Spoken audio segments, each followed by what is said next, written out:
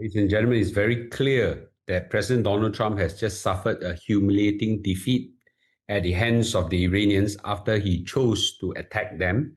And this has serious implication to the stock market, to the oil market, and to the rest of the assets and investments. Now, what would this mean and why did he do that? I think it's important for us to analyze this and learn one important lesson, which I'll give you at the end of the video, why this is an important thing for our investment as well. So it's very clear that President Donald Trump has suffered a humiliating defeat by agreeing to these terms, which I'll brief you later. But I think it's also very important to know that the alternative is going to be worse for him. Now, we should review what this means for the stock market, and more importantly, what are the lessons to be learned. So the headline is that the war agreement has been reached and the signing will be on Friday. And Donald Trump has came out and of course bragged about how he managed to stop this war and things like that. And he managed to open up the Straits of Hormuz. And the truth is the Straits of Hormuz was never closed until you went to kacau them, right? Went to disturb them. So this is something that I think Trump really can spin it wherever it is to his face-saving advantage. The oil prices have came down very significantly.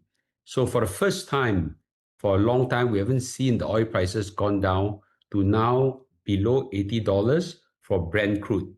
And the WTI has also gone down to $80 as at video recording time. And the stock market also is registering right now in the futures market a significant shoot up as well. We've got the S&P 500 going up by 1% and the NASDAQ going up by 2%. So this is good news for the stock market and the oil market, and the world economy is likely to benefit as oil now will flow through, and hopefully with that, the inflationary pressure will now go down. I'm not sure whether prices will fall, but at least it won't rise as much as before. So I think this is a very important turning point in our economy globally. And I think for those people who can least afford it, a falling inflation is always very good for all of us. As I predicted, gold prices will go up, and gold prices has gone up. Now, the question right now is, will gold prices go back to what they were? The gold price was at the high of $5,800 per ounce. Now it's at $4,003. We shall see. Silver prices has also fallen significantly. The question is whether you'll go up. Now, let's critically examine what were the original objectives of Donald Trump's war and then review what he has achieved. So, US and Israel has agreed to enter into a conflict with Iran, largely with three main objectives. Number one, to change the regime. And number two, to destroy all their nuclear capabilities and ambition so that they will not pose an existential threat to Israel and to potentially any other Iran's enemies, and also to break their regional influence, in particularly to the Hezbollah, to Houthis, to Gaza, and so on. So now, if this war were to come to an end this Friday, so what have they achieved? Well, for regime change, yes, they managed to assassinate some of the Iranian leaders, the Ayatollah especially, but that was quickly now replaced by a new set of leaders. So the Iranian government remained intact. The regime did not change at all. So it is very clear that this is a failed objective. In terms of removal of nuclear threat, I would say that, they wanted to get the Iranians to surrender their uranium to them. But the Iranians said no and put up a hard fight to it. And right now, I think they're trying to do a compromise. Is to basically agree to what the Iranian wants, basically dilute the uranium to just commercial grade and leave it with them. So of course, this is something very far from what they originally wanted, and clearly this is totally not achieved. And last is to end the Iranian influence in Middle East. I don't think that influence has been eliminated. Yes, it has weakened, but Hezbollah still listens to Iran, and Iran is still supporting Hezbollah in southern Lebanon. And we've also got the Houthis in Yemen still, taking cue from Iran. So the enemies of Israel still remains very powerful, and therefore this is a totally failed objective if you count one, two, three, all failed. Now, this is the turning point.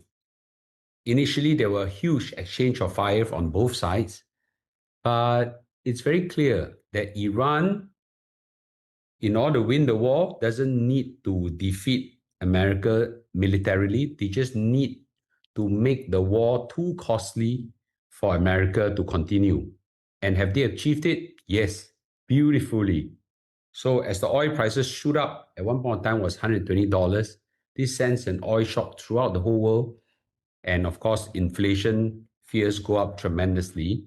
And of course, with this, we have got a lot of other petroleum uh, derivative products, plastics, and all these fertilizers all affected.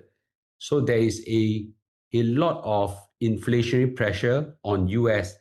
And Donald Trump knows that he cannot survive an inflationary test on his next election, which is the midterm elections. So talking about the midterm elections, Donald Trump has three converging pressure that really forced him to cut the deal as quick as possible and to cut losses. So there's an inflationary risk, and that will put a lot of pressure on midterm election. The Republicans could potentially face a very severe loss if this were to continue, and he knows that. And not to mention that if this were to continue, there could potentially be an economic slowdown as well, because higher energy prices are hurting not just household, but hurting also cost of production and so on. So Trump knows he needs a exit strategy really fast, and that's what he did. Now, he had more or less three options. Number one is to invade Iran and basically overthrow the regime, just like what they did to Afghanistan and Iraq. But that kind of a war would be very costly. It will cost the Americans a lot of lives, a lot of money, a lot of equipment. And you know that he cannot take on this mission because the enemy is a very much bigger enemy compared to what they have undertaken in the past. Number two, they could continue to do a blockade on the blockade, which is what they've done, and fire missiles and rockets at each other. But this will cause the oil prices to continue to be sustained at high level, and inflation will continue to spiral, and lots of economic pain will be felt. And this would ultimately lead to a terrible outcome for his midterm elections in November. And of course, the last option is for him to negotiate an exit, which is what he did. It's politically damaging, humiliating, loss of face. But you know what? Among all the options, this is the least costly option. So he undertook it. So it's very clear the Iranians have not just won, but they won a very admirable battle. So according to the Iranians and the regional reporting, what were the gains that Iranians have done? Number one, their government remained intact. Yes, there'll be some replacement, but the government remained intact. They avoided an invasion. They're all prepared for it, and there weren't any invasion. And they also managed to get the blockade lifted. And of course, right now they have got a lot of concessions from the Americans. So this is still not completely verified, but the Iranians media are reporting that $24 billion of frozen asset that they have with the rest of the world will be released. And even before the talk concludes, $12 billion will be released to them. and possibly, this is the most unbelievable news, US is going to fund a $300 billion reconstruction package. This is unheard of if US is the winner. So this represents one of the largest financial concession ever made to a wartime adversary. So let me just make this very clear. In wars, only the loser pay the winner. Okay? So the loser will pay the victors repatriation. So this time around, it is very clear who's paying who. So tell me who lost and who won. And this is a huge amount that US is paying. So you tell me who has won, who has lost. It is clear as the sky. So if what the Iranians claim is true, then the Americans entered the war with 3 objectives and he failed all 3 objectives, and also have to pay a lot of repatriation, which they will package it and call it something else. This is a classical case of a defeat, and the critics is calling this a humiliation for US. Now, Israel is very angry with this outcome. In fact, the Israeli politicians are openly and sharply criticizing the US for this agreement because Iran remains dangerous to Israel. There's no disarmament of the nuclear capability, and Hezbollah is still active and still at a threat, giving a threat to the Israelis. And all the years of military gain has just been reversed at this negotiation table. Yair Golan, Israel opposition leader, have said, because of this agreement, Israel enemies are stronger and Israel military gains were erased. So you now have a weakened Israel and a stronger Iran.